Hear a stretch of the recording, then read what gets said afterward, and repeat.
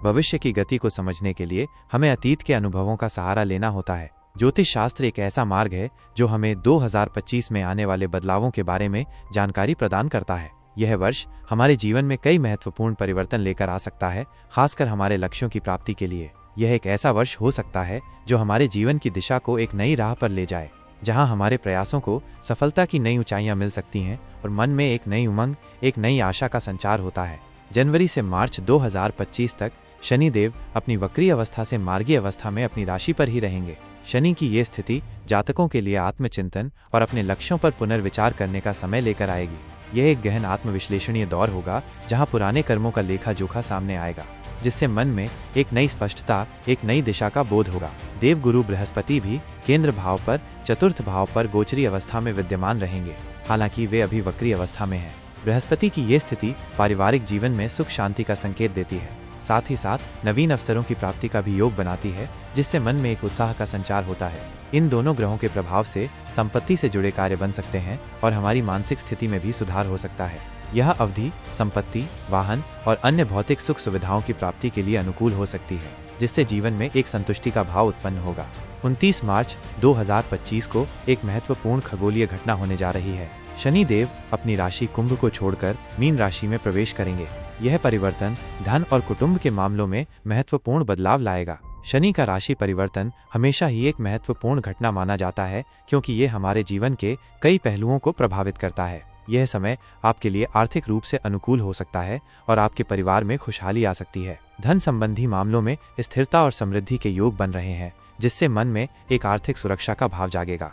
शनिदेव की दृष्टि आपके धन, कुटुंब और लाभ के स्थानों पर रहेगी, जिससे आपके आर्थिक मामले सुधरेंगे और आपको धन लाभ के अवसर मिलेंगे। शनि की दृष्टि कर्म और परिश्रम को भी दर्शाती है, इसलिए इस दौरान किए गए प्रयास सफल होने की संभावना है। यदि आप किसी रचनात्मक क्षेत्र से जुड़े हैं तो आपको सफलता मिलने की संभावना है। कला, साहित्य, संगीत या किसी अन्य रचनात्मक क्षेत्र से जुड़े व्यक्तियों के लिए यह समय विशेष रूप से फलदायी हो सकता है, जिससे उनकी प्रतिभा को नई पहचान मिलेगी।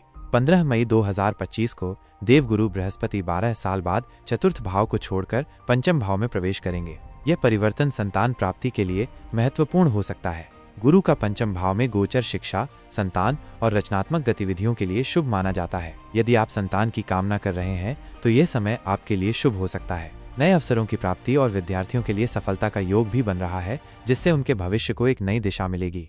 गुरु की दृष्टि आपके लाभ और राशि पर रहेगी, जिससे आपके जीवन में तरक्की के अवसर आएंगे और आपकी प्रतिष्ठा बढ़ेगी। गुरु की दृष्टि को शुभ और कल्याणकारी माना जाता है, जो जीवन के विभिन्न क्षेत्रों में सकारात्मक परिणाम लाती है। ये समय आपके आध्यात्मिक विकास के लिए भी महत्वपूर्ण हो सकता है।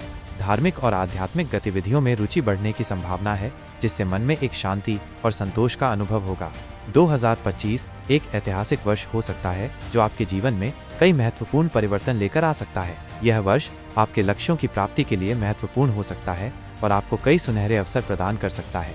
यह एक ऐसा समय हो सकता है जब आप अपने सपनों को हकीकत में बदलने की दिशा में महत्वपूर्ण कदम उठा सकते हैं और जीवन में एक नई खुशी और उल्लास का अनुभव कर सकते हैं। 2025 अपने गर्भ में कई सुनहरे अवसर और खुशियां छुपाए बैठा है।